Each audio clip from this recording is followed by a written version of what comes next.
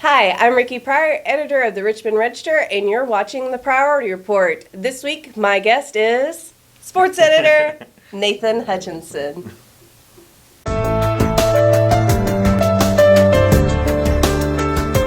The Priority Report is brought to you by Cumberland Valley National Bank, trusted for banking, known for caring.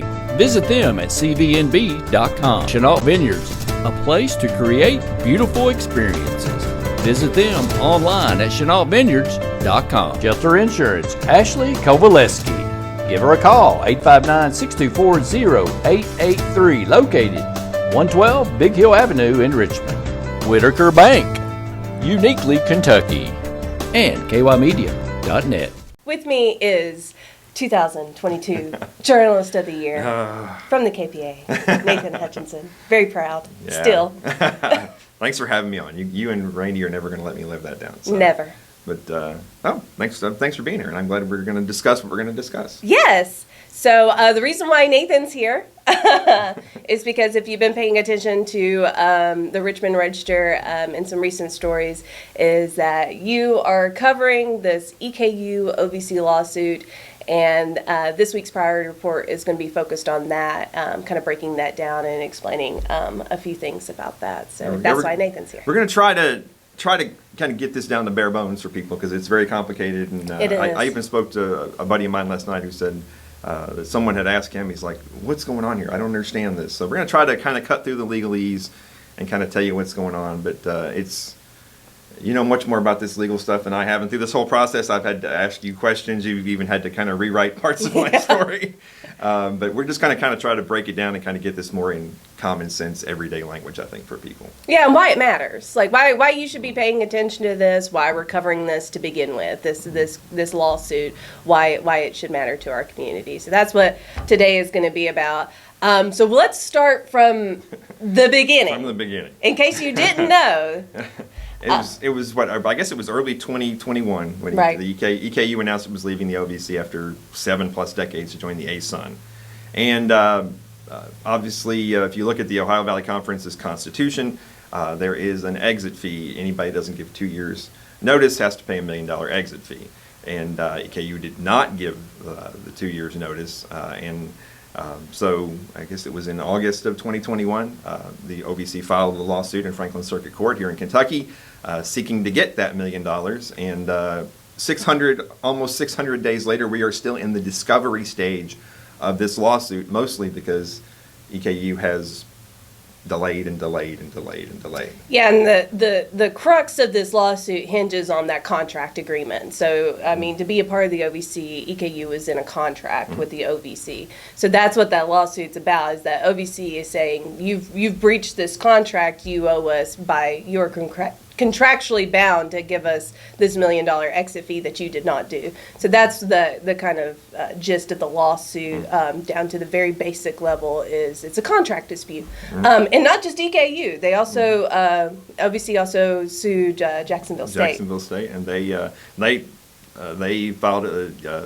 filed theirs down in Alabama, and the judge there dismissed the case. Right. The case and ruled in favor of Jacksonville State pretty quickly. Actually, yes. It went pretty quickly, but this has not gone quickly in this case. It has taken so many twists and turns; it's hard to keep up with. Really, it is. Considering I'm not of a legal mind. We are not legal experts.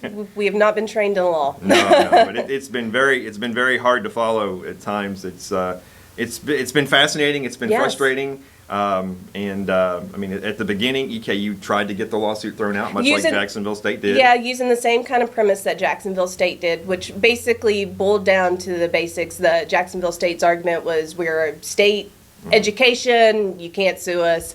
And that judge in Alabama said, nope.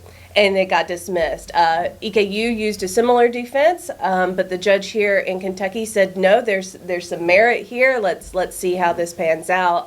They also tried to get it thrown out on the basis of saying that the OVC Constitution wasn't a legally binding contract. Right, yeah. Which is very interesting because once the judge declined to throw it out, EKU launched a countersuit where they claimed that the OVC had actually broken the contract. So they went from saying this isn't a contract to saying, no, it is a contract and you broke the contract. We didn't break the contract, you did. So they totally flipped on that, which I'm assuming in legal You try and, Not that unusual. Yeah, you see that in a lot of court cases. Use every trick in the book, I guess. You try to use every defense. I mean, most of the time those are really, really long documents, and they're like every defense that you can possibly think of is so that's not unusual to try and put everything that you can in front of a judge. Yeah. And that countersuit is still out there. We haven't even gotten to that part yet, because No. we are still in the discovery phase, because the OVC has been seeking documents that the EKU flat out has just not produced. And the judge, the most recent update in this is that the judge has become so frustrated that he has sanctioned EKU, and so at this point... Well, he has agreed to OVC's motion for sanctions. Yes. So at this point, and we won't know the financial amount until later, but EKU will have to pick up some of the OVC's legal expenses. The judge will decide that, I guess, at the end of the trial. But at this point, EKU is now paying for its own lawyers and the OVC's lawyers, and may well lose the case and have to pay the $1 million, which is why the crux of what you said, why this is important, because EKU is a public funded university, and this is our money that they're spending. And I mean, that's really the crux of it. And they get taxpayer money. Yes, So a lot of it. as a state institution, they get taxpayer money. Millions and millions every And they're year. now in this lawsuit that's dragged on for forever, and according to the judge, they agree with the OVC that a lot of the reason why this is dragged on, according to what was recently filed, is EKU's fault, because they won't give up some of the discovery that's been requested of them multiple times. So I mean, if you think about it, having to retain counsel for that many months, I mean, we're talking years now. It's 2023. So I mean, that's why we're following it. Not only is this case unusual, because like I said, normally these cases get thrown out, as it did in Alabama, but this case is not only unusual because it's kind of this contract disagreement, it's also kind of unusual and very pertinent because this is a state-funded institution that is now getting sanctions for not, the judge was pretty clear about how he felt about it and what he recently wrote about EKU's conduct. Undermining the fundamental principles of the civil justice system. That's what the judge said. I mean, that's about as harsh a rebuke as you can get from a judge in the middle of a lawsuit, I would think. And EKU, like I said, naturally, you try to use as much defense as you possibly can. EKU has said several times in this court and during hearings and in their filings that the search terms that they were given were too broad. They don't have enough staffing to get all these emails, all this evidence. I mean, that's some of the excuses that they've made to the court. They've asked for, we need more time. We can't get to certain things. And then the judge most recently said, all those excuses, not credible. 20 days. You have 20 days. They filed that on February 28th. He said you have 20 days to get these things. We've waited almost a year for this discovery. And so this is, this has been fascinating in so many ways. And I think you'll agree with me here. And we're going to try not to editorialize too much. We're going to try to stick to the facts. Stick to the facts here. But you have two sets of legal teams here. And one has done a brilliant job of directing this case. And the other one seems rather lost and kind of, I don't know, searching for direction. But the OVC legal team has been brilliant on this. I mean, they're just from a totally novice legal writer perspective, they've done a great job on this. And the fact that they knew that EKU was using. Well, the only reason why we say that is because OVC's lawyers, any motion that they've put in, the judge has also agreed with. So their motion for the sanctions for EKU to basically pay for the lawyers' fees, and they asked for a very specific thing recently, is that. They're saying because we have to go and get our lawyers to write these motions to keep compelling EKU, EKU should pay for that, because the only reason why we're having to go back to the same thing and keep compelling and using up our legal fees and mounting legal fees to do this is because of EKU, which the judge agreed with and has agreed with a couple of times during this lawsuit to try and speed things up. So that's kind of one of the determinations of which legal counsel is faring better. And Yeah, and what the EKU has actually provided has been very eye-opening. And Right. in particular, this email right here, where we found out Exhibit A. that EKU's top-ranking officials, including the athletic director, the president, the board of regents, chair, and the legal counsel, were all using private emails to conduct university business, which is, as you wrote in the editorial we had a while back, just blatantly an attempt to hide things. Oh, well, I mean, it says it in black and white. You can't, that's Yeah. not us just guessing. Yeah. The athletic director and vice president says that. Yeah. Like, let's use these private Yeah. email accounts to keep it Yeah. away from open records, which is not up for debate Yeah. in this Oh, it's case. clear. I mean, it's, But it's pretty clear why they were trying to use private emails, which, like I said, the fact that they're doing it is not up for debate in the case. It's not an open records case. However, the judge and OVC are saying there's other emails out there that we need. So, like, even though you try to keep it from open records, you can't stop the courts from getting it. So, eventually, these private emails will come to light. Yeah, no, this was more than likely. Yeah, in a August 16th, 2020 email from Matt Rohn to McFadden and Diaz, it says, "We'll keep info related to any other league on personal email away from open records requests." So this is, I mean, they reported on this. It's, I mean, it's obvious what they were doing here, and the court has acknowledged that. And now, basically, the OVC wants the rest of these private emails. And there's no telling what is in that. I mean, we have our own opinions. We've talked about this. We talk about this almost every day. Yes. And I could sit here right now and speculate, but we're not going to do that. But we certainly know that this is very damning, and there certainly could be more damning information if the rest of those emails were to come forward, which is perhaps why they don't want them to come forward. Perhaps. We don't know what's in those emails, or if they've been deleted, or if those, and these are all Gmail accounts. Yeah. Well, actually, Louis Diaz's was from Used his law firm account. yeah, law firm account. But these are Gmail accounts and everything like that. But Which just adds to the whole thing is that EKU, that was one of their determinations for more time, because they said we had got to go talk to this law firm that former Board of Regents Chair Louis Diaz works for, because he was using his law firm account to conduct EKU business. Yeah. So now they've got to go and talk to the law firm to make sure that there's no attorney-client privilege mixed in with that, which I would assume. Yeah, well, all these people had EKU-issued email accounts, so it Yes. wasn't a matter of... Louis Diaz, I don't think had used it since 2020. So They all had, so you can't say, well, we didn't have an account, we were just using our own personal ones. But there's no doubting that what is said here clearly indicates that they were using those accounts to keep things from people. And the next line in this email is also very interesting, because this is in August 16 of 2020, before they announced that they were going to play football in the fall of 2020. And the next line says, "Whether we depart or are dismissed."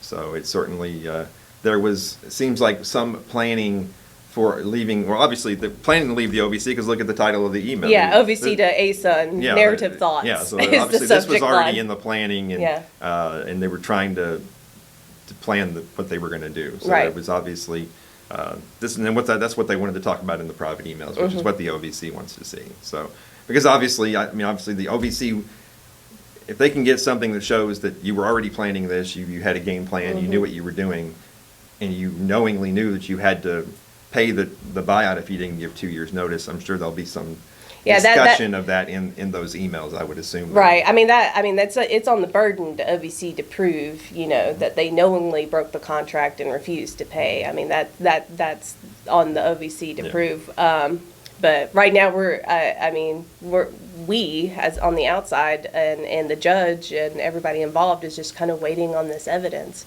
that has dragged on for, like I said, about months, years, going on years now. Yeah, it's hard to believe it's been almost 600 days on this, and since this was originally filed, and it's and who knows how long, this is still the discovery phase, and he'll have to make a decision. And even though he's frustrated right now with the pace of this, and they're not cooperating, it doesn't mean EKU won't win the case. They still could. True. They still could win the case and not have to pay the $1 million, but they will still have to pay some part of the OVC's legal fees, their own legal fees. Well, that's what we know right now. The judge has ordered those sanctions. So, at some point, EKU, even if they win, they're going to have to at least pay these for delaying the case, for the multiple delays that the judge has been disappointed about. And that's really we've written about this so much, but our most recent editorial, this is kind of the motivation behind this, because this has stretched on for so long now. And EKU needs to move forward with this, or seek some sort of resolution or something. But this is, I mean, look, I guess we can editorialize a little bit. It's become an embarrassment to the university and to the community as a whole here in Richmond. I mean, the story of the day, KYT picked it up. Some other news outlets are finally coming on board with this, because we were the only one for a long time. But even when this first came out, you know, I remember the day I was at a softball game down at Berea Community, and three people texted it to me and said they didn't pay the exit fee, they're going to get sued. And so it's been a black eye.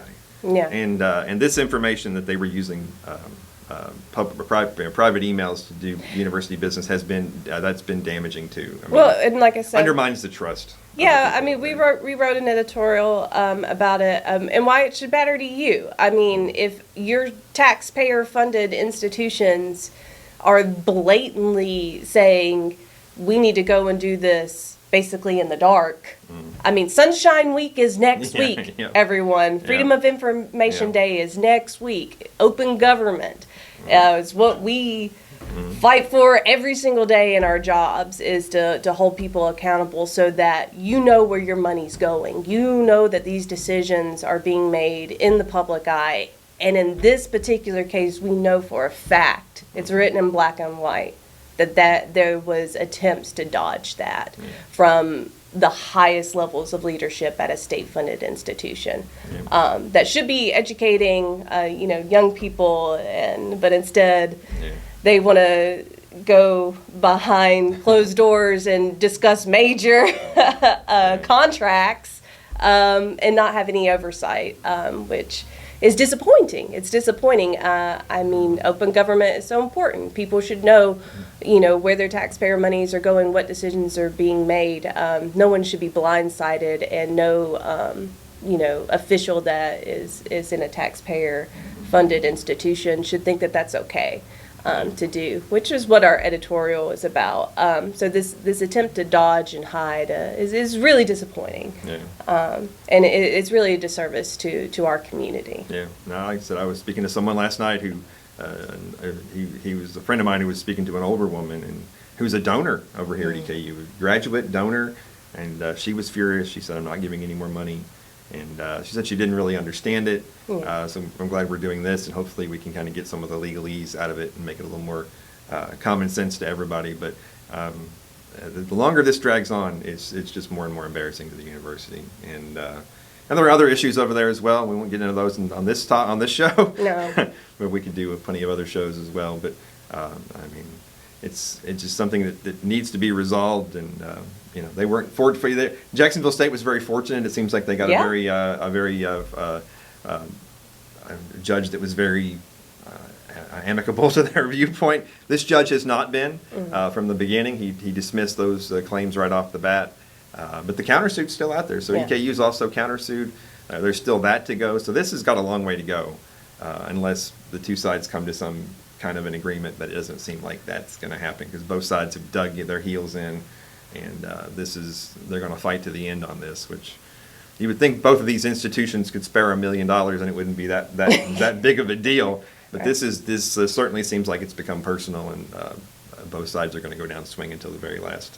And we'll be there to cover. Yeah, I mean that's what we do. I mean, like I said, we check the court records almost every day. When you're like I said, when your taxpayer-funded institutions are in a lawsuit, that's a big deal. Yeah. Like, that's why we're covering it. It's not for any other reason than this is newsworthy. This is happening, and the implications of this trickle down all the way to the students. I mean, if unfortunately, if this does not swing, EKU's way, that's money that's just, that they're going to have to pay that doesn't go into the EKU coffers for programs or, staffing or, scholarships. So, I mean, there are high stakes to this. This is not something that This could also set a precedent in the state and regarding contracts with educational institutions. So how this pans out may affect other college and universities in Kentucky.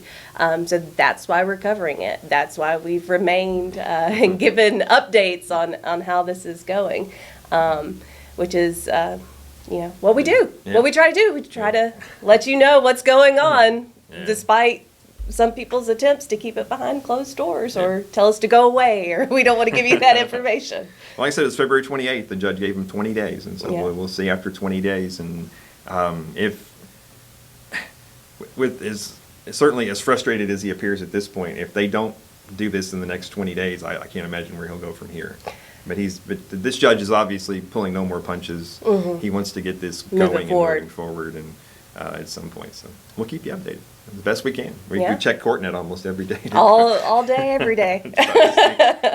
What the latest thing is, but there's always something. So, but hopefully we kind of took that down to nuts and bolts a little bit for you. And if you have any questions, give us a call, send us emails. We'll be more than happy to answer what we can. Like I said, we're not legal experts by no way, shape, form, or fashion. I have a stack of papers this big though in my desk drawer. Right. I printed all this off. We do have people that we reach out to that are legal experts that help us dissect this and see where this is going, so that we can make sure that we are as accurate as possible in this. But so I'm just going to stay on it. We're going to stay on it all the way to the end. So I said, not even the student newspaper has touched this. So we've been the only ones. So the lone interested party, I guess. We're gonna stay on it though. But it matters. It really does. It really does matter. It's your money, people. It's your money. It's your money. I mean, I know that sounds cliched and stupid or whatever. And it's troubling when people in power think that they can make major decisions like this and not have any accountability. They're spending your money, they're making decisions without your input. And that should not be the way that it is. Like I said, Sunshine Week is next week, Freedom of Information Day is next week.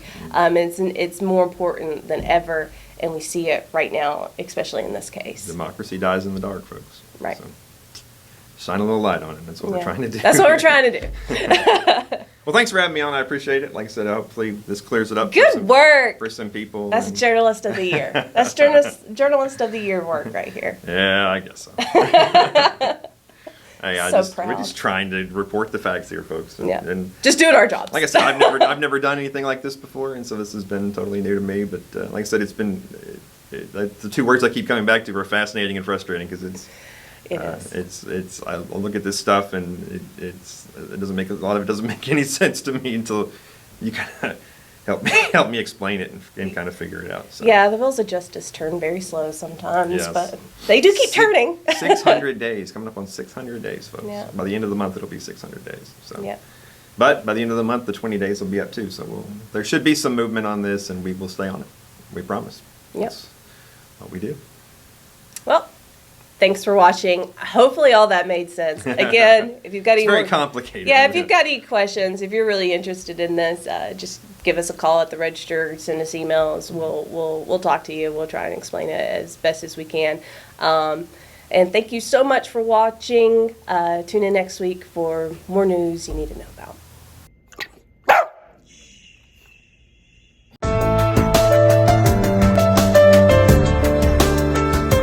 The Priority Report is brought to you by Cumberland Valley National Bank. Trusted for banking, known for caring. Visit them at cvnb.com. Chenault Vineyards, a place to create beautiful experiences. Visit them online at chenaultvineyards.com. Shelter Insurance, Ashley Kovaleski. Give her a call, 859-624-0883, located 112 Big Hill Avenue in Richmond. Whitaker Bank, uniquely Kentucky. And kymedia.net.